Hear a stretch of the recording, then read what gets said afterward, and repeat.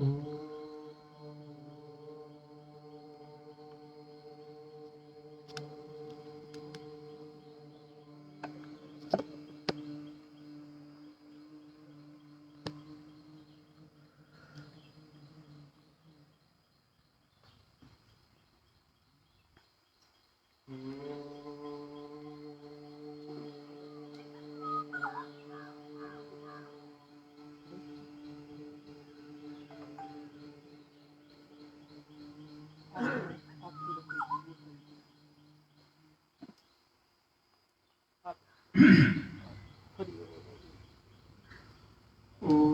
वामे मनसि प्रतिष्ठिता मनो मे वाचि प्रतिष्ठितम् आविरावीर्म एभिः वेदस्य माडिस्थः श्रुतं मे मा प्रहासीः अनेनाधीतेन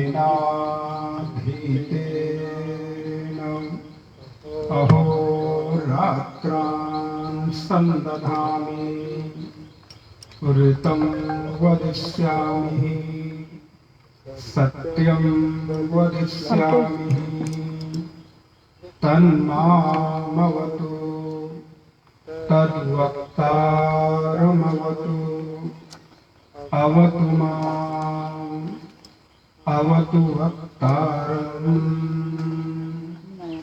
अवतु वक्तारम्। ॐ शान्ति शान्ति शान्तिः। नारायणं नमस्कृत्य नरं चैव नरोत्तमम् देवीं सरस्वतीं व्यासं ततो जयमुदीरये। सदाशिवसमारम्भां शङ्कराचार्यमध्यमाम् अस्मदाचार्यपर्यन्तां वन्दे गुरुपरम्पराम्। दक्षिणे लक्ष्मणोर्यस्य वामे च जनकात्मजः पुरुतो मारुतिर्यस्य तं वन्दे रघुनन्दनम्। भवानी शङ्करौ वन्दे श्रद्धा विश्वासरूपिणो याभ्यां विना न पश्यन्ति सिद्धाः स्वान्तस्थमीश्वरम्।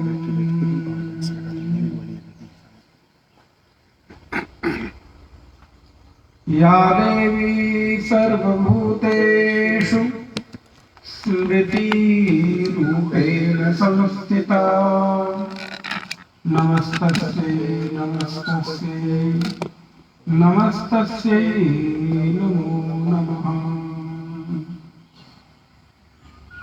अपने अपने घरन की सबका को पीर तुम्हें पीर सब घरन की धन्य धन्य रघुवीर। स्वामी मोहिन बिसारी हो चाहे लाख लोग मिल जाए। स्वामी मोहिन बिसारी हो चाहे लाख लोग मिल जाए। हम सम तुमको बहुत हैं तुम सम हमको नाय।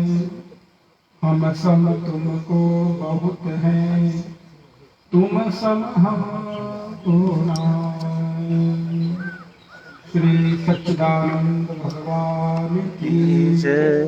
सियावर रामचंद्र भगवान की जय। गोस्वामी तुलसीदास जी महाराज की जय। नमः पार्वती पते हर हर हर महादेव। नारायण। दो बार भगवान का नाम स्मरण।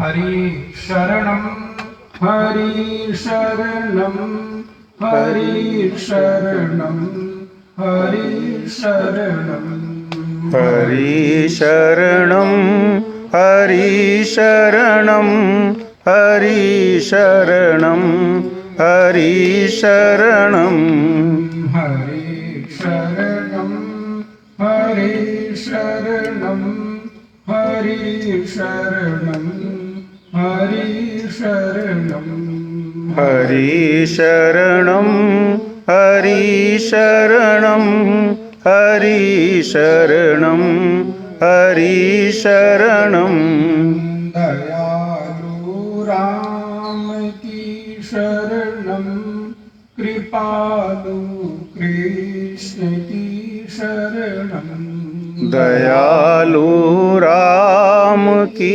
शरणं कृपालु कृष्ण की शरणं दयालु राम की शरणम कृपालु कृष्ण की शरणम दयालु राम की शरणं कृपालु कृष्ण की शरणं हरि शरणम हरि शरणम हरि शरणम हरि शरणम हरि शरणं हरि शरणं हरि शरणं हरि शरणं यही एक मंत्र है प्यारा हरि शरणम हरि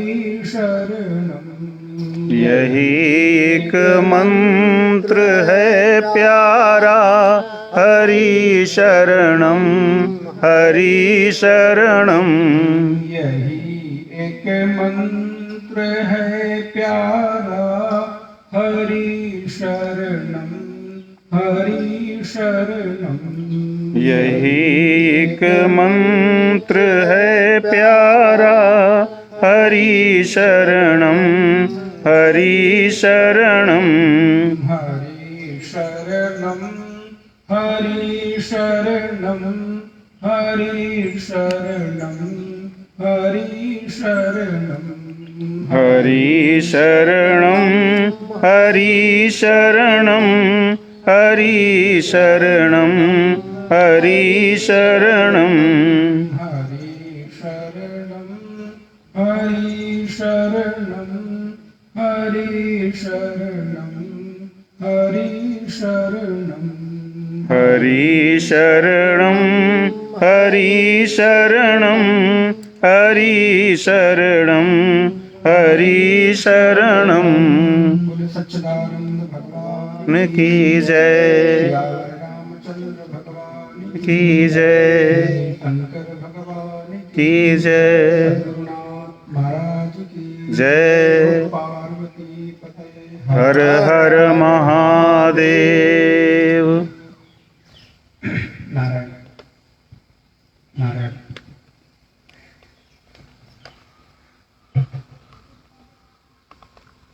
त्रिदिवसीय आध्यात्मिक शिविर प्रकृति में शिव आराधना और इस कार्यक्रम के इस शिविर में अपना सत्संकल्प जिनके माध्यम से हम लोग यहाँ पर इस शिविर को सूक्ष्म रूप से लेकिन बहुत ही दिव्य तरीके से कर पा रहे हैं, कर रहे हैं। ऐसा पूरा ओएल परिवार, श्री पीएनडी सिंह जी, उनका पूरा परिवार, उनकी निष्ठा, उनकी श्रद्धा, भक्ति के परिणाम स्वरूप सभी लोग बड़ी प्रसन्नता से साधना में संलग्न हैं। इस शिविर में विषय लिया गया मानस रुद्री। रामचरित मानस के उत्तरकांड के 107 नंबर दोहे के बाद से प्रारंभ होने वाला भगवान शिव की स्तुति। और भगवान शिव तो आशुतोष है। आशु अर्थात शीघ्र, तोष माने प्रसन्न। जो शीघ्रता से प्रसन्न हो उनको आशुतोष कहते हैं। इस संसार में अगर सबसे सहज, सरल और सूक्ष्म तरीके से किसी की आराधना, पूजा करने का विधान हमको प्राप्त होता है तो भगवान शिव। कुछ भी नहीं है तो एक लोटे में जल भर के भी आप डाल दो तो भी भगवान शिव की पूजा पूरी हो जाती है। शिव महापुराण में ऐसा मिलता है कि शिव शिव शिव का जो लोग जाप करते हैं, भगवान शिव उनके अधीन हो जाते हैं। उनके अंदर में भगवान शिव की प्रतिष्ठा हो जाती है। और भगवान आशुतोष ऑर्डर गाली शिव कैलाश के शुभ्र शिखर पर विराजमान होकर नित्य राम नाम के साधना में संलग्न रहते हैं। भगवान शिव से पूछा गया कि आपने अपनी साधना में, ध्यान में, क्योंकि भगवान शिव समाधि में रहते हैं, समाधि से निकलकर आपकी अनुभूति क्या है? तो गोस्वामी जी लिखते हैं कि उमा कहूं में अनुभव अपना। भगवान शिव पार्वती माता को कहते हैं कि उमा कहूं में अनुभव अपना, सब हरि भजन जगत सब सपना। इस संसार में यदि कोई चीज सत्य है, इस संसार में यदि कोई चीज शाश्वत है, यथार्थ है, जो हमेशा रहने वाली है, तो उसका नाम है भगवत भक्ति। भगवान की भक्ति से तात्पर्य केवल माला जप करना नहीं। भगवान की भक्ति से तात्पर्य है आप विश्व के हित के लिए जो कुछ भी करते हैं वो सब भक्ति है। चाहे धर्म करते हो, परोपकार करते हो, किसी की सेवा करते हो, यज्ञ करते हो, अनुष्ठान करते हो, जप करते हो, अथवा अन्य कुछ भी करते हैं, जो कुछ भी हम करते हैं वो सब कुछ भगवान की भक्ति ही है। उमा कहूं में अनुभव अपना। ये कौन कह रहा है? तो बोले भगवान शिव कह रहे हैं। किससे कह रहे हैं? तो बोले उमा से कह रहे हैं, पार्वती से कह रहे हैं।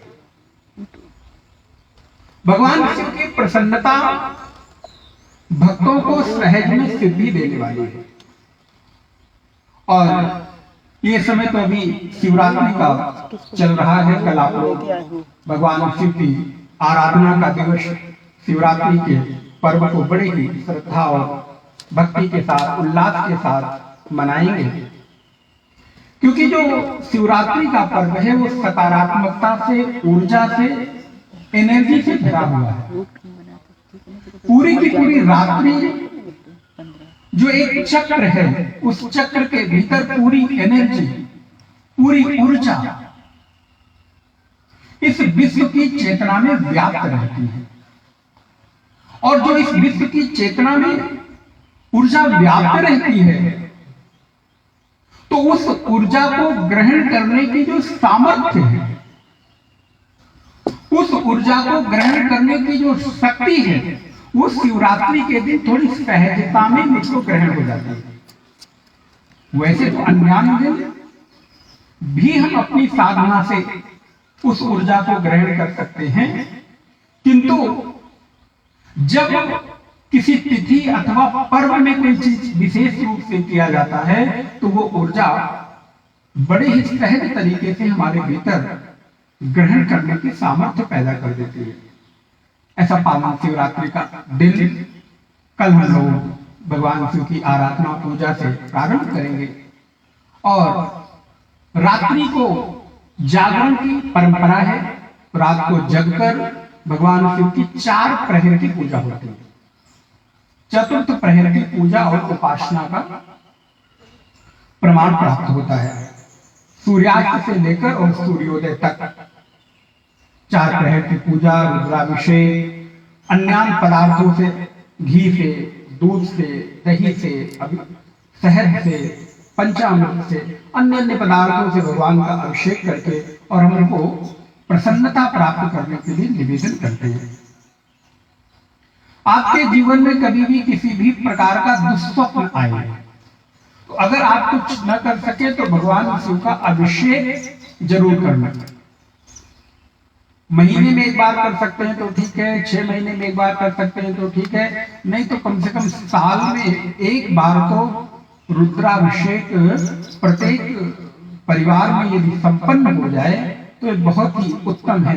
भगवान राम जिसमें गुरुदेव के साथ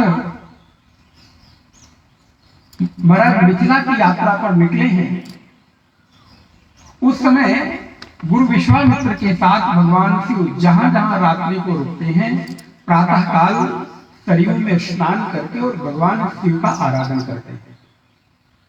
वनवास की बेला में देखिए, 14 वर्ष के वनवास में भगवान शिव ने की आराधना भगवान राम ने की है और अंतिम में जब उनको विजय प्राप्त करनी है, लंका के ऊपर विजय प्राप्त करनी है, रामेश्वरम में भगवान शिव ने सबसे पहले भगवान शिव की स्थापना, भगवान राम ने पहले शिव की स्थापना की और शिव की स्थापना करके उनसे विजय प्राप्ति का वरदान प्राप्त करते हैं।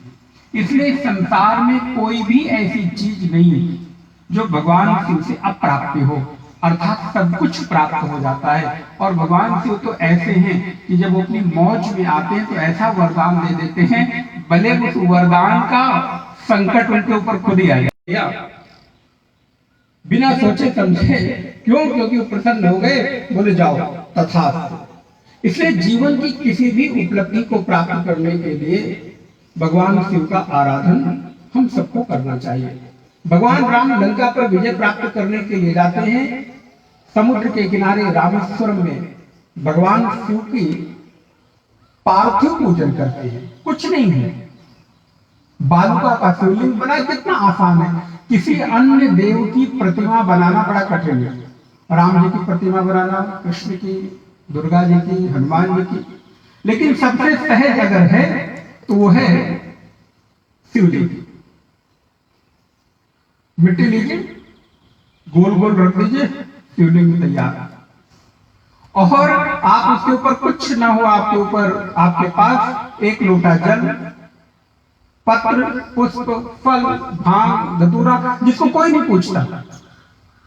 भांग और धतूरे को पूछने वाले कुछ ही लोग होंगे, यहां पे कोई नहीं होगा खैर, लेकिन वो भगवान शिव को अत्यंत प्रिय है। तो भगवान राम ने शिव की आराधना की।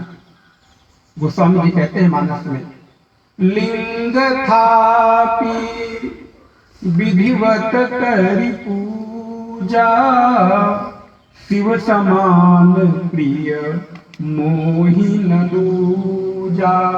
लिंग थापि विधिवत करि पूजा, विश्वनाथ मम नाथ पुरारी, त्रिभुवन महिमा विदित तुम्हारी। आशुतोष तुम अवधर दानी, आरत हरहूं दीन जन जानी। लिंग थाप विधिवत करी पूजा, शिव समान प्रिय मोहि न दूजा। कौन कह रहा है? राम जी कह रहे हैं कि शिव के समान अत्यंत प्रिय मुझे और कोई है ही नहीं। और ऐसे भगवान आशुतोष की पूजा करके भगवान राम ने लंका पर विजय प्राप्त करने का अनुष्ठान किया है और परिणाम क्या हुआ? लंका पर विजय प्राप्त की है, अर्थात उनके कार्य की सिद्धि हुई है। तो यदि आपके जीवन में कभी किसी भी प्रकार की प्रतिकूलता दिखाई दे तो आप नारायण भगवान शिव का अभिषेक बिना किसी से पूछे, एक अनुष्ठान 2 से 3 घंटे 4 घंटे लगते हैं, आप उसको संपन्न कर लीजिए बिना किसी संकोच के, बिना किसी उससे आपके कार्य की सिद्धि अवश्य होगी, क्योंकि भगवान शिव बहुत ही शीघ्रता से प्रसन्न होकर हमारे कार्य की सिद्धि करते हैं। अच्छा, आपको एक आध्यात्मिक रहस्य बताता हूं। आप कभी स्नान कर रहे हैं गंगा आदि नदी में या किसी सरोवर में, तो हमारे ऋषियों ने इस अंगुष्ठ को, अंगूठे को शिवलिंग का प्रतीक माना है। और आप देखिए ये अंगूठा बिल्कुल शिवलिंग के रूप में दिखाई देता है कि आप जब विचार करके देखेंगे तो पाएंगे कि आपके भीतर हमारे बहुत सारे आचार्यों ने, बहुत सारे ऋषियों ने आध्यात्मिक रूप से शिवलिंग की आराधना अपने सुबह के प्रातःकालीन ब्रह्म मुहूर्त स्नान में नदी में करते हुए और अभिषेक कर लेते थे। बोले महाराज अर्घा नहीं है, तो बोले अर्घा भी बन जाता है। आप इस उंगली को इस तरह बनाए और आप इसके ऊपर अगर जल का अभिषेक करते हैं तो मानो शिव का अभिषेक ही हो रहा है। ये नीचे अर्घ्य का रूप हो गया और ये भगवान शिव के लिंग का प्रतीक हो गया। भगवान शिव के जैसा अन्य कोई है ही नहीं जिसकी पूजा आपको इतनी सहजता और सरलता से करने को मिल जाए। भगवान गीता में कहते हैं, पत्रम पुष्पम फलम तोयम यो मे भक्त्या प्रयक्षति ही।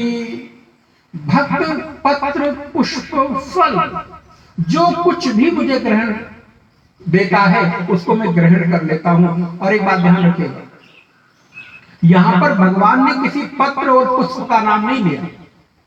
अगर कदाचित भगवान को जो पत्र और पुष्प प्रिय है वो नहीं मिल रहा है तो क्या करें, न चढ़ाएं।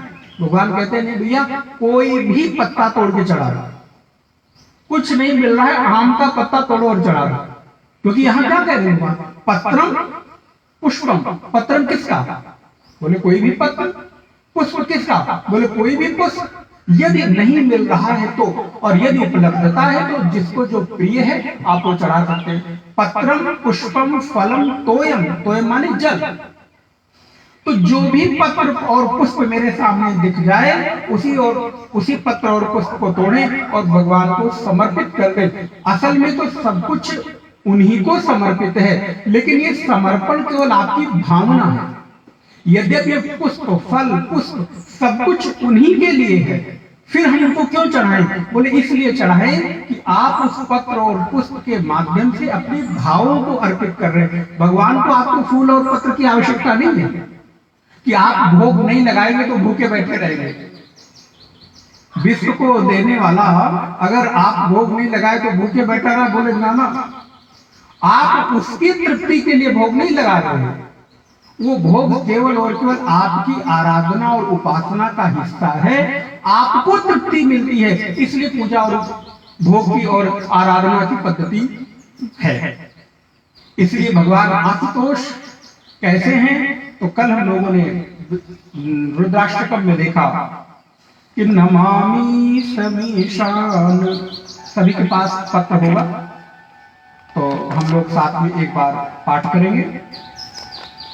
नमामि समीशान निर्वाण रूपम विभुं व्यापकं ब्रह्म वेद स्वरूपम निजं निर्गुणं निर्विकल्पं निरीहं चिदाकाशमाकाशवासं वासं भजेऽहम् निराकारमोकारमूलं तुरीयं गिराज्ञानगोतीशमीशं गिरीशं करालं महाकाल कालं कृपालं गुणागार संसार पारं नतोऽहम् तुषाराग्निसंकाशगौरं गभीरं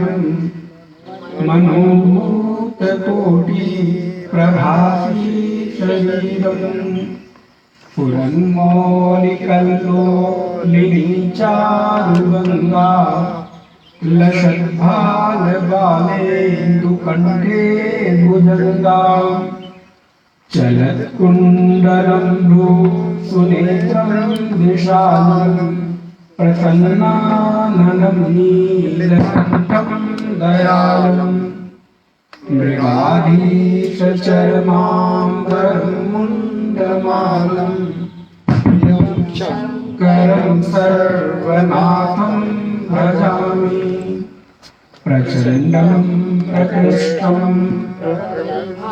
परेशम् अखण्डम् अजं भानुकोटि प्रकाशम् शूलनिर्मूलनं शूलपाणि भजेऽहं भवानी पतिं भावगम्यं कलातीतकल्याणकल्पान्तकारी सदा सच्चिदानन्ददाता पुरारी चिदानन्द सन्दोहमोहापहारी प्रसीद प्रसीद प्रभो मन्मथारी न यावद् उमानाथ पादारविन्दं भजन्ति इह लोके परे वा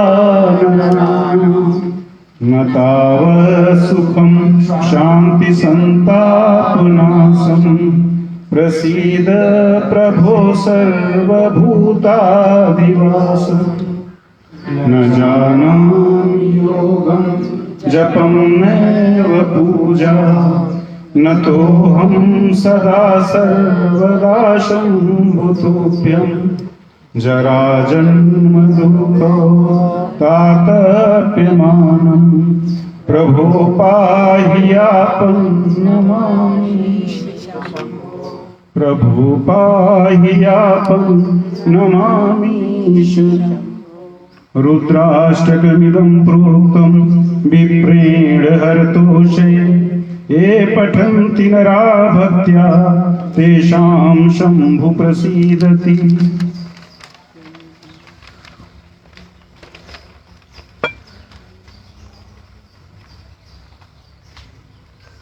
स्फुरन्मौलिकल्लोलिनी चारुगंगा लसत बालेन कंठे भुजंगा। कल हम लोगों ने यहाँ तक विषय देखा था। भगवान शिव के ऊपर आशुतोष, शशांक शेखर, औढ़कानी, कैलाशपति के मस्तक के ऊपर गंगा जी विराजित है। उनके मस्तक पर द्वितीया का चंद्रमा विराजमान है और उनका स्वरूप कैसा है? बोले कंठे भुजंगा। उनका जो स्वरूप है बड़ा विचित्र है। कंठ में भुजंग, कंठ में सर्प भुजंग विराजित है। अब महाराज ऐसा कोई देव होगा जिसका श्रृंगार करना कितना आसान है। नहाने स्नान करने के बाद महाराज गरम गरम चिता की जो भस्म है वो ले कर लेते हैं। भगवान शिव की एक बड़ी सुंदर स्तुति है, शिव महिम स्तोत्रम। भगवान शिव के बारे में कहा गया कि अमंगल वेशधारी है। भगवान शिव कैसे? कोई चिता की भस्म अमंगल। हम लोग कहीं चल रहे हो, जा रहे हो, चिता सामने पड़ जाए रोड पर तो भी हरे राम राम। कोई यदि मृत व्यक्ति की लाश सामने से जा रही हो तो भगवान का नाम स्मरण कर लेते हैं और मुंह उधर से घुमा लेते हैं। लेकिन भगवान शिव, बोले भगवान शिव तो चिता के भस्म को धारण करते हैं देह के ऊपर और हम पूजा में बैठा के उनकी आराधना करते हैं। सर्प गले में है, भिक्षुओं की कान में कुंडल पहनते हैं। कटी वस्त्र क्या है? बोले बाघंबर, वस्त्र के नाम पर बाघंबर धारण करते हैं। हाथ में बोले त्रिशूल। पूरा का पूरा वेश अगर देखेंगे, भगवान का स्वरूप देखेंगे तो अमंगल वेशधारी है।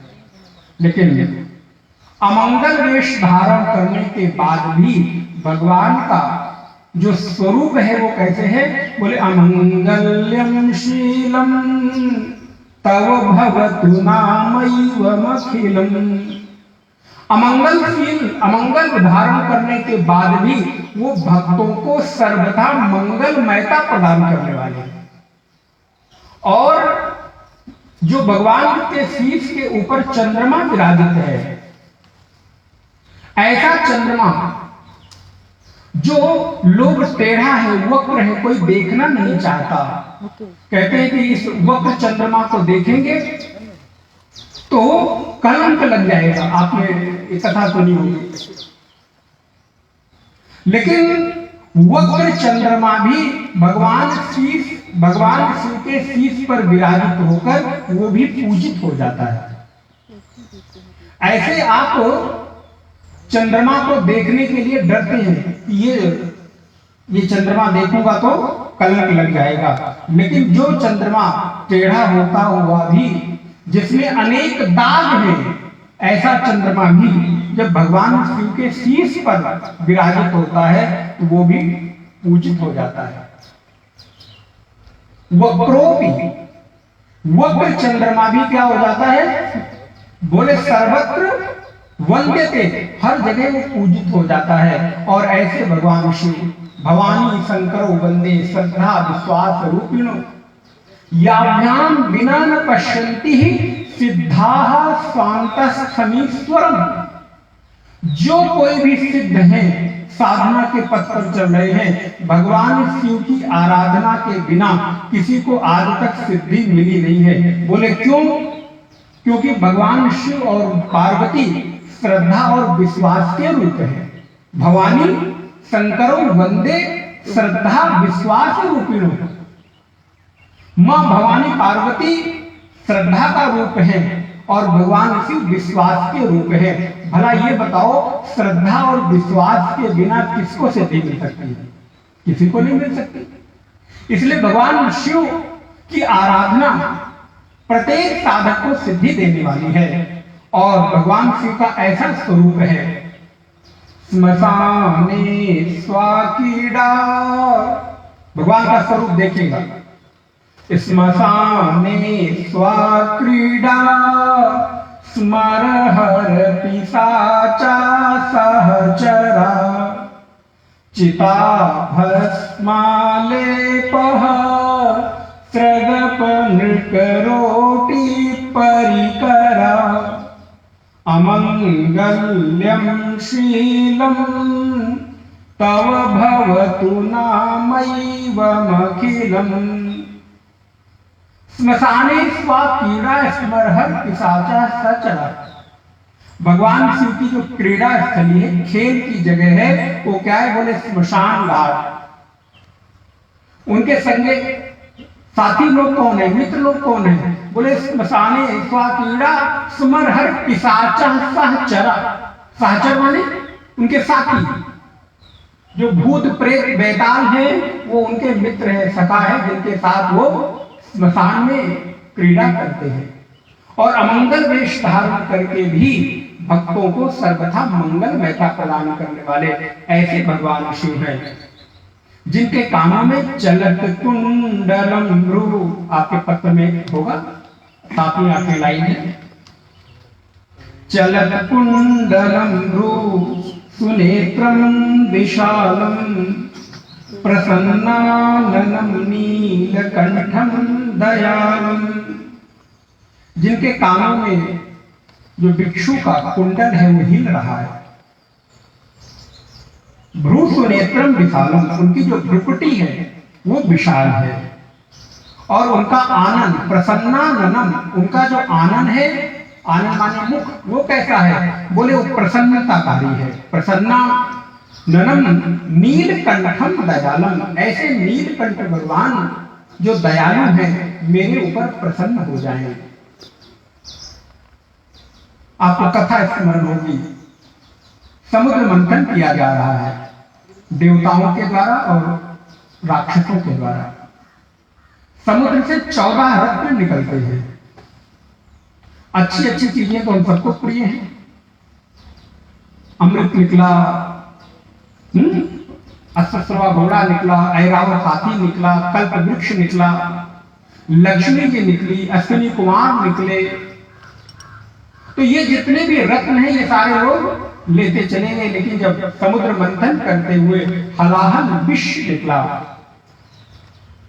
पूरे विश्व में हाहाकार मच गया, क्योंकि ये विष इतना तेज है कि एक बूंद भी यदि छलक कर नीचे गिर गया तो पूरी की पूरी पृथ्वी काली हो जाएगी, जल जाएगी। ऐसे समय में भगवान शिव को स्मरण किया गया, क्योंकि भगवान शिव के अलावा अन्य कोई इस हलाहल विष को धारण नहीं कर सकता। भगवान शिव को निवेदन किया गया, प्रभु आइए अब आपका नंबर है, हम लोग समुद्र मंथन कर रहे हैं, सब कुछ तो हम लोगों ने ले लिया, लेकिन ये आपके लिए बचा है। क्या? बोले विष।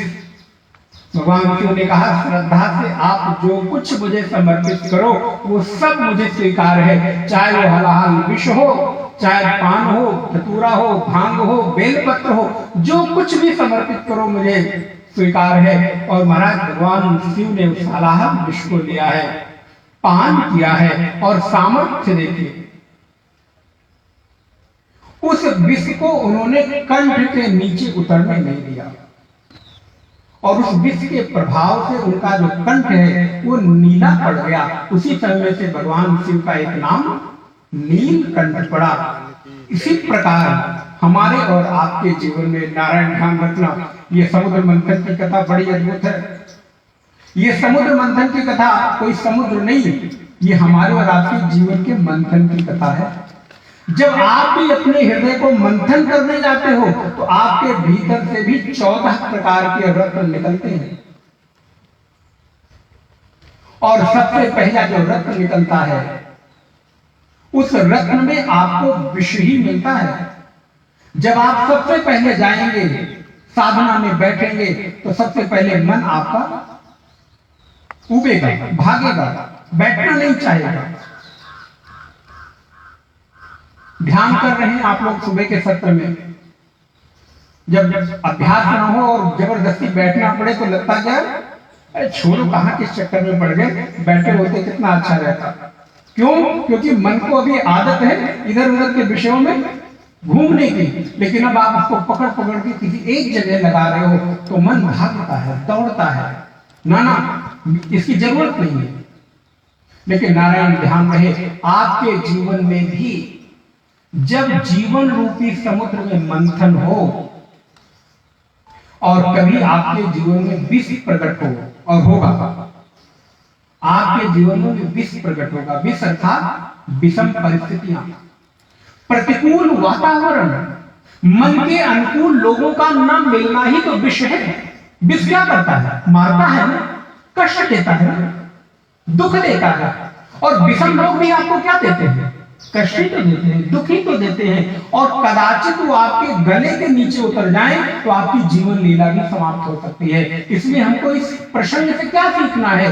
भगवान शिव की तरह मेरे जीवन में भी समुद्र मंथन, जीवन मंथन करते हुए यदि विषम रूपी, प्रतिकूल रूपी परिस्थितियां सामने आए तो आने देना, लेकिन उसको गले के नीचे उतरने मत देना, हृदय तक मत पहुंचने देना। अगर वो गले तक रहेगा तो आपको कोई प्रभाव नहीं होगा, क्योंकि विष अपना प्रभाव आपके देह में तभी ले जाता है जब वो गले के नीचे जाए। अगर गले तक है तो उसका कोई प्रभाव नहीं होता। इसीलिए तो आशुतोष भगवान शिव को कोई प्रभाव नहीं हुआ, क्योंकि उनकी सामर्थ्य है, उनकी शक्ति है कि विष को पीकर उन्होंने गले में ही रोक लिया, नीचे नहीं जाने दिया। इसलिए इतना तीव्र हलाहल विष भी भगवान शिव का कुछ बिगाड़ न सका। आपके जीवन में भी विषम परिस्थितियां आएंगी, आपके जीवन में भी प्रतिकूल परिस्थितियां आएंगी। ऐसे ऐसे लोग मिलेंगे जो आपको दुख, कष्ट, प्रतिकूलता देना चाहेंगे, लेकिन ये आपकी सामर्थ्य, आपकी साधना का प्रभाव हो कि उनका प्रभाव आपके गले के नीचे न उतरने पाए। लोग आए तो सही, लेकिन जीवन में ठहरे ना। यह है नीलकंठ भगवान का संदेश हमारे लिए। और लोग न आए ये आपके हाथ में नहीं है, लोग न आए ये आपके हाथ में नहीं है, लेकिन लोग आते हैं, लोगों के साथ व्यवहार कैसे करना ये आपके हाथ में है। इसलिए बाहर की परिस्थिति बदलना मेरे हाथ में नहीं है, लेकिन मन की परिस्थितियां बदलना ये मेरे हाथ में है।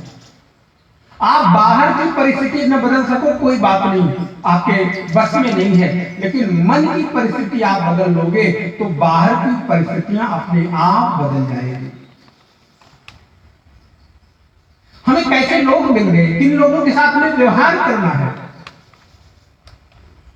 हमें पड़ोसी कैसा मिलेगा ये हमारी चॉइस नहीं हो सकती। हम ट्रेन में यात्रा कर रहे हैं, हमें यात्री कैसा मिलेगा ये हमारी चॉइस यात्रा पर नहीं है, लेकिन यात्रा करते हुए यात्री जो भी मिल जाए उस यात्री के साथ कैसा व्यवहार करना है ये चॉइस आपके पास है। इसलिए जीवन में स्वीकार करना सीखें, एक्सेप्ट करना सीखें, और अगर स्वीकार नहीं कर सकते हैं तो धीरे धीरे उस परिस्थिति को, उस व्यक्ति को इग्नोर करना सीखें। और आपके पास कोई विकल्प नहीं है। अगर आप समझौता कर सकते हैं समझौता करिए, एक्सेप्ट करिए, एडजस्ट करिए, और नहीं तो फिर इग्नोर करिए। क्योंकि ये आपके ऊपर इस बात का तो विकल्प है कि आप व्यवहार कैसे करें, लेकिन व्यक्ति को आप बदल दें नेवर। आपके पास कोई चॉइस नहीं है। जिस व्यक्ति के साथ आपका व्यवहार जीवन भर होना है उसको आप कैसे बदल सकते हो। हमें पति कैसा मिलेगा, पत्नी कैसी मिलेगी, भाई कैसा मिलेगा, बंधु कैसे मिलेंगे, पड़ोसी कैसे मिलेंगे, ये हमारे ऊपर नहीं है, लेकिन उनके साथ में व्यवहार कैसा करूं ये आपकी साधना का हिस्सा बन सकता है। इसलिए भगवान नीलकंठ कहलाए, क्यों? क्योंकि उन्होंने विष को नीचे उतरने दे दिया। मेरे भाई बहन, आप भी इस संसार रूपी समुद्र में रह रहे हो। ये संसार का समुद्र है, और यहां भी आपके जीवन में रोज मंथन हो रहा है। जीवन में मंथन करते करते विष भी निकलेगा, लक्ष्मी भी निकलेंगी, ऐरावत हाथी भी निकलेगा, कल्प वृक्ष भी निकलेगा, विष भी निकलेगा। अब आप किसको कहां रखना चाहते हो ये आपके ऊपर निर्भर करता है। भगवान शिव ने विष को धारण करके ये संदेश दिया है कि आपके जीवन में दुख आए, प्रतिकूल परिस्थिति आए, गलत लोगों का संग हो जाए तो जरा उनको गले के नीचे आने मत देना, गले के ऊपर ही रहने देना। आपका कभी कुछ नहीं बिगड़ेगा। हृदय तक उनको मत पहुंचने देना। अगर वो हृदय तक पहुंच गए तो आपका अहित कर देंगे, आपके जीवन को समाप्त कर देंगे। इसलिए भगवान शिव कैसे हैं? बोले प्रसन्नाननं नीलकंठम दयालम। वो नीलकंठ है, दयालु है। मृगाधीश चरमांबरम मुंडमाल। मैंने भी आपको निवेदन किया, भगवान शिव का वस्त्र क्या है? बोले सिंह का चर्म, व्याघ्र का चर्म, बाघंबर धारी है। बाघ का चर्म कटि वस्त्र में धारण करते हैं। और ये क्या है? भगवान शिव के प्रत्येक वेश के ऊपर, प्रत्येक श्रृंगार के ऊपर उसका एक प्रतीक है। व्याघ्र और सिंह बहुत हिंसक प्राणी है, और भगवान उसके चर्म को अपने कटि वस्त्र के रूप में धारण करते हैं, जिसको आप लुंगी कह सकते हैं या अचरा कह सकते हैं, धोती कह सकते हैं। भगवान शिव ने इसको धारण करके क्या संदेश दिया? बोले आपके जीवन में इस तरह के लोग अगर आए जो हिंसा प्रधान हो, तो जरा उनको उन्हीं की भाषा में उनके अनुरूप वर्तन करना। क्योंकि कई बार आपका व्यवहार, आपकी व्यवहार की विनम्रता कई लोगों को कमजोरी महसूस होने लगती है। लेकिन भगवान शिव ने सिंह चर्म को धारण करके उसके हिंसक प्रभाव को खत्म किया और उसको अपने वश में किया है। उसके ऊपर बैठकर साधना करते हैं। इसलिए जीवन में इस प्रकार की जब परिस्थिति आए तो उससे भागना नहीं है, उसमें जागना है। परिस्थिति से भागना विकल्प नहीं है, परिस्थितियों में जागना एकमात्र आपके पास उपाय है। गीता का यदि मैं स्मरण करूं, अर्जुन के सामने कुरुक्षेत्र के मैदान में भगवान कृष्ण उपदेश कर रहे, अर्जुन युद्ध कर। अर्जुन अपने कर्तव्य से भागना चाहता है। भगवान बार बार पकड़कर हिलाते हैं, भाग मत, देख सामने कौन खड़ा है, इनसे तुझे युद्ध करना है। अर्जुन कहता है प्रभु प्लीज मुझे छोड़ दो, मुझे जाने दो, मुझे युद्ध नहीं करना है।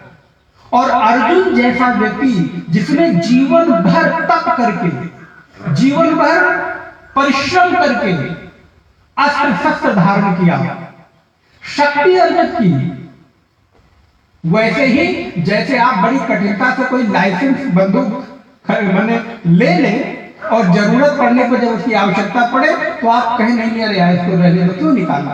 अरे लिया था तुमने किस लिए? उसको लिया ही था तुमने जरूरत पड़ने पर उपयोग करने के लिए।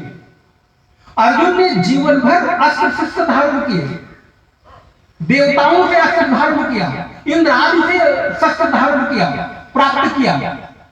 और जब युद्ध का समय आया तो भगवान को कहता है प्रभु मुझे युद्ध नहीं लड़ना है। गीता के पहले अध्याय में आप पढ़ेंगे तो पाएंगे अर्जुन जैसा योद्धा, अर्जुन जैसा धनुर्धारी महाबाहु, गीता कहती है विसृज ससरम चापो शोक संविघ्न मानसम। इस विश्व का सबसे पहला डिप्रेशन का, अवसाद का यदि कोई मरीज है तो वो है, मैं नहीं कह रहा हूं, विसृज ससरम चापो शोक संविघ्न। मन के भीतर शोक का आ जाना ही तो डिप्रेशन है। डिप्रेशन और क्या है? और आजकल हम लोग बड़े फैशन में कहते हैं आजकल मुझे कुछ बात नहीं करना क्यों, मैं बड़े डिप्रेशन में चल रहा हूं। अरे भैया डिप्रेशन कोई फैशन नहीं है, कोई स्वस्थ लक्षण नहीं है, कोई बड़े होने की निशानी नहीं है। ये आपके हार की शुरुआत हो रही है, आपके जीवन में पतन की शुरुआत हो रही है। यदि कृष्ण जैसा कोई सद्गुरु नहीं मिलेगा तो जो शोक में डूबा हुआ व्यक्ति है वो हार जाएगा। अर्जुन को यदि कृष्ण जैसा कोई गुरु न मिलता, कृष्ण जैसा कोई वैद्य न मिलता, तो क्या अर्जुन महाभारत का युद्ध जीत सकता था? इतना बड़ा धनुर्धारी, इतना बड़ा योद्धा, अपने समय का सबसे आइडियल यदि कोई व्यक्ति था, जैसे आज के समय के लड़के लड़कियां एक्टर और एक्ट्रेस की तरह बनना, देखना और कपड़े पहनना चाहते हैं, उनको अपना आइडियल बनाते हैं। उस समय के तत्कालीन समय के जितने भी यूथ होते थे वो अर्जुन जैसा बनना चाहते थे, क्योंकि अर्जुन उस समय यूथ आइकॉन था। मुझे युद्ध योद्धा कैसा बनना है, अर्जुन जैसा, धनुर्धारी कैसा बनना, अर्जुन जैसा। और अर्जुन का नाम पड़ा महाबाहु, अर्जुन का नाम पड़ा धनंजय, धनम जयति धनंजय। ऐसा अर्जुन जिसने अपने कर्तव्य की रक्षा के लिए वन वन भटका है। वो पूरी कथा आप स्मरण करिएगा। जब 5 पांडवों को 5 गांव भी देने के लिए दुर्योधन तैयार नहीं हुआ, शांति का संदेश भेजा गया, फिर भी दुर्योधन क्या कहता है? सुई 5 गांव की बात करते हो, सुई की नोक के बराबर भी मैं भूमि का टुकड़ा नहीं देने वाला, 5 गांव की तो बात तो दूर की है। भगवान कृष्ण ने पहले शांति का संदेश भेजा है, लेकिन वही कृष्ण जो शांति का संदेश भेजते हैं, आवश्यकता पड़ने पर वही धर्म युद्ध की भी प्रेरणा देते हैं। इसलिए मेरे भाई बहन, एक चीज मैं निवेदन करूं, कई बार शांति के लिए युद्ध आवश्यक होता है। युद्ध के बिना शांति स्थापित नहीं हो सकती। और पूरा का पूरा इतिहास उठाकर आप देख लें, तबला बजाने से, ढोल बजाने से, मजीरा बजाने से और राम नाम जप करने से शांति स्थापित नहीं होती है। दूसरी तरह से बात कर रहा हूं, भगवान राम जैसा योद्धा रावण को मारने के लिए युद्ध करता है और 9 दिनों तक शक्ति की आराधना करते हैं भगवान राम। कृष्ण जैसा शांति का संदेश भिजवाने वाला वो युद्ध के लिए अर्जुन को बार बार प्रेरणा देता है। उठ अर्जुन उठ, मां अनुस्मर युद्ध चा, मुझे स्मरण करता हुआ और तू युद्ध कर। मां अनुस्मर युद्ध चा, मां अनुस्मर युद्ध चा, तू युद्ध कर। और इस बात का संकेत महाभारत में मिलता है। गांधारी ने अर्जुन के गांधारी ने भगवान कृष्ण को ये बात कही, कृष्ण यदि तू चाहता तो मेरे 100 बेटे मरते नहीं, तू चाहता तो युद्ध रोक सकता था, तेरे हाथ में था, तूने युद्ध कराया है। तू चाहता तो मेरे बेटे आज मेरी आंखों के सामने जिंदा होते, लेकिन क्यों ऐसा कृष्ण ने किया? क्योंकि उस समय शांति स्थापना के लिए युद्ध आवश्यक हो गया। और ये वर्तमान समय का भी सत्य यही है कि अगर जब तक युद्ध नहीं तब तक शांति की स्थापना नहीं। क्यों? क्योंकि वही कृष्ण जो दुर्योधन जैसे आताताइयों को, दूसरों के हक का हरण कर लेने वाले लोगों को बंद करके शांति स्थापित करते हैं, वही कृष्ण। ध्यान रखना मेरे भाई बहन, जरूरत पड़ने पर अपने के पूरे परिवार, और परिवार में ये नहीं रिश्तेदार थे, बल्कि अपने उनके बेटे पोते, अपने वंश के लोगों का भी वध भगवान कृष्ण ने कराया है। भागवत में आप श्रवण करेंगे, क्योंकि उस समय यदुवंशी भगवान कृष्ण के प्रभाव से इतने उपद्रवी हो गए, इतने आतताई हो गए। उन्होंने भगवान श्री कृष्ण के प्रभाव के कारण उन्होंने पूरे विश्व में आतताई यो जैसा व्यवहार करना शुरू कर दिया। उन्होंने एक आतंक बचाना शुरू कर दिया। फिर परिणाम क्या हुआ? कृष्ण जैसा व्यक्ति, ध्यान रहे, कृष्ण जैसा पुरुष अपने ही परिवार को अपने सामने समाप्त होता हुआ देखता है, खुद मरवा देता है। क्यों? क्योंकि शांति आवश्यक है, धर्म की स्थापना आवश्यक है। कृष्ण को लगा मैं जिस लिए आया था वो उद्देश्य ही पूरा नहीं होगा। पता चला मेरे ही वंश के लोग, मेरे ही पुत्र पौत्रादि आदि अगर इस समय उपद्रव प्रारंभ कर देंगे तो मेरे जीवन का तो लक्ष्य पूरा ना हो सकेगा। इसलिए प्रभात क्षेत्र में आपस में ही सारे यदुवंशी एक दूसरे को मार के समाप्त कर जाते हैं। ये क्या है? ये जीवन में कई बार आवश्यक हो जाता है। इसलिए जरूरत जब आपको पड़े, मैं आपको निवेदन कर रहा था कि भगवान शिव ने बाघंबर धारण किया है, सिंह का चर्म धारण किया है। आपके जीवन में जब आवश्यकता पड़े तो आपको भी डटकर खड़े होकर लड़ना है और अपने हक की प्राप्ति के लिए ये आपका कर्तव्य है, ये आपका धर्म है। भगवान कृष्ण ने अर्जुन को कहा, बार बार कहा, अर्जुन उठ, युद्ध कर, क्योंकि ये तेरा कर्तव्य है, तेरा धर्म है। इस समय युद्ध ही तेरे लिए धर्म है। और कई बार युद्ध धर्म बनकर तेरे सामने खड़ा हो जाता है। ऐसे में श्री कृष्ण का संदेश हम सबको स्वीकार करना चाहिए। अर्जुन कहता, नहीं प्रभु मुझे छोड़ दो, मुझे जाने दो, मुझे युद्ध नहीं करना। मेरे मामा चाचा ताऊ खड़े हैं, फूफा खड़े हैं, दादा खड़े हैं, परिवार के लोग खड़े हैं, ससुर लोग खड़े हैं, साले लोग खड़े हैं, मैं किसको मारूं? भगवान ने कहा, आवश्यकता पड़ने पर अपनों का भी वध यदि धर्म के लिए होता हो तो वो अधर्म नहीं है, वो धर्म ही है। मानस में आप देखेंगे भगवान राम ने सुग्रीव और बाली के बीच युद्ध कराया। बाली को भगवान ने वृक्ष के ओट से मारा। भगवान सामने प्रकट हुए, कथा को स्मरण हो गया, खाली याद दिला रहा हूं।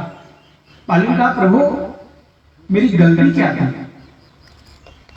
मुझे किस गलती की सजा आपने दी होगी? ओट लेकर, वृक्षों का ओट लेकर आपने मुझे मारा।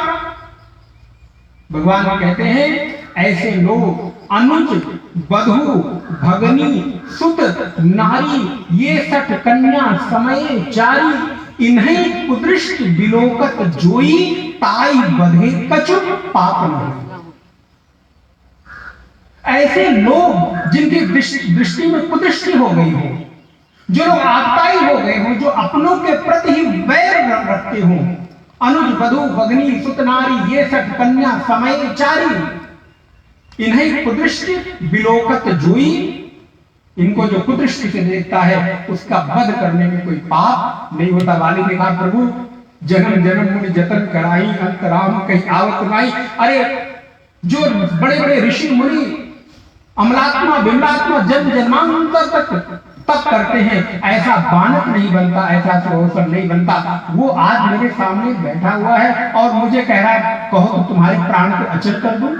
भगवान राम ने कहा, कहो तो तुम्हें मैं जीवित कर दूं, अचल कर दूं। बाली कहता, प्रभु कैसी बात करते हो? जिसके लिए लोग जन्मों जन्मों तक तप करते हैं, वैसा सुयोग नहीं बनता, आज मुझे मिल गया है। जन्म जन्म मुनि जतन कराई, अंत राम कहीं आवत नहीं। ऐसा राम का नाम जिसके मुख पर नहीं आता, वैसा राम मेरे सामने खड़ा हो, मैं मृत्यु की ओर जा रहा हूं, इससे बड़ा सुयोग और क्या बनेगा? ना, मुझे इससे अच्छी मृत्यु तो कोई मिल ही नहीं सकती है, बस कृपा करना प्रभु। और बाली ने अपने पुत्र अंगद का हाथ भगवान को सौंप दिया है। इस समय आवश्यकता क्या थी? उन्हें उस समय भगवान राम को ये आवश्यकता महसूस हुई कि इसका वध ही उचित है। इसलिए मैं आपको निवेदन कर रहा था कि भगवान शिव ने ऐसे वस्त्रों को, ऐसे प्रतीक को धारण किया है, ऐसे हिंसक प्राणी को उन्होंने अपने आसन के नीचे दबाकर रखा है। उस सिंह के चर्म को धारण करते हैं और उसको नीचे दबाकर रखते हैं। आपके जीवन में भी यदि कभी ऐसी आवश्यकता महसूस हो, यदि कभी ऐसा लगता हो, तो आप भागो मत, जागो। भागना इस जीवन का समाधान कभी भी नहीं हो सकता। परिस्थितियों से भागकर आप कभी भी जीत नहीं सकते। कब तक भागोगे? कहां तक भागोगे? अच्छा, क्या मेरे भाई आंख मूंद लेने से रात्रि हो जाएगी क्या? अगर अभी मैं आंख मूंद लूं, आंख बंद कर लूं, तो इसमें रात हो जाएगी? नहीं होगी ना। मेरे आंख बंद कर लेने से, आपकी आंख बंद कर लेने से रात्रि के लिए तो उस समय जब आएगी सहजता पूर्वक तो ही होगी। इसलिए अगर मैं किसी परिस्थिति से आंख बंद कर लेता हूं, आंख मूंद लेता हूं, तो परिस्थिति भाग जाएगी, खत्म हो जाएगी। बोले नाना, जब आप खोलोगे तो परिस्थितियां वही की वही पुनः आपके सामने खड़ी मिलेगी, और हो सकता है उससे विराट रूप में खड़ी मिले। इसलिए क्या करो? बोले कृष्ण के जीवन से ये संदेश लो। जैसे कृष्ण ने अर्जुन को जगाया, उठ युद्ध कर, और ये ध्यान रख, ये युद्ध तू नहीं कर रहा है, तू तो केवल और केवल निमित्त मात्र है। निमित्त मात्रम भव सद्य साचिन। अर्जुन, व्यक्ति को लगता है कि मैं कर रहा हूं, नाना, मैं व्यक्ति के माध्यम से तो मैं ही करवा रहा हूं। व्यक्ति को भ्रम होता है कि मैं कर रहा हूं। अर्जुन, तू युद्ध नहीं कर रहा है, तो केवल निमित्त है, तुझको मैंने मीडियम बनाया है। असल में तो इनके साथ युद्ध मैं कर रहा हूं और इनको तो मैं मारूंगा। इसलिए अगर भगवान आपको कभी किसी परिस्थिति का निमित्त बनाए, मीडियम बनाए, तो आप अपने ऊपर जरा हार और जीत दोनों का श्रेय मत लेना। हार जाओ तो भी मत घबराना, और अगर जीत जाओ तो भी मत अभिमान करना, तो भी मत आप अपने आप के ऊपर कोई घमंड कर लेना कि मैं जीत गया। वो तो परमात्मा ने केवल मुझे निमित्त बनाया है, निमित्त बनाकर मुझसे कोई काम करा रहे हैं।